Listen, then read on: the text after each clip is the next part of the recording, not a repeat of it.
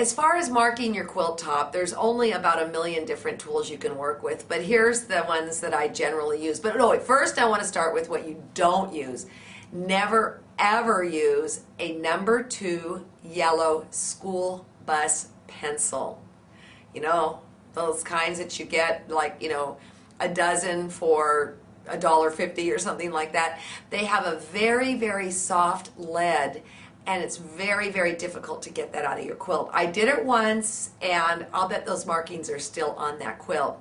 So generally what I use to mark my quilts with is a silver Verithin pencil. There are many different brands on the market. There's, say, Barrel, there's Eagle. Verithin means it's a very thin lead. It's not imperative that you use a Verithin. Like Roxanne's pencils are wonderful. They're not Verithin. They are silver, and it does come out. So that is what I primarily mark with. Periodically, the marking just isn't going to show using the silver pencil. So, and periodically, I do mark once it's on the frame.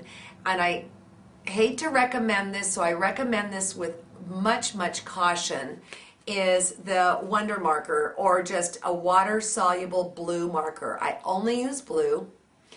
When I mark my quilt, I immediately quilt it, and then I take it out by simply putting a paintbrush in water and then painting it away. And then when the quilt is complete, I wash the quilt in the machine. Now, I will say this, that I do use this more than I admit, and in fact for machine quilting I use it a lot. But one of the bummers with hand quilting is that it leaves a residue that you do have to quilt through. So you can feel it. It kind of feels like an oxidized needle, to be exact. Then for marking as I go, I love the General's white charcoal pencil. It is chalk, and so what you put on will come off immediately. So you would never pre-mark your quilt with this ever, ever, ever, because it will all come off. And then they're like these lipstick tools that have a little blade in there, and it has chalk powder in it. And so then you can mark things with this.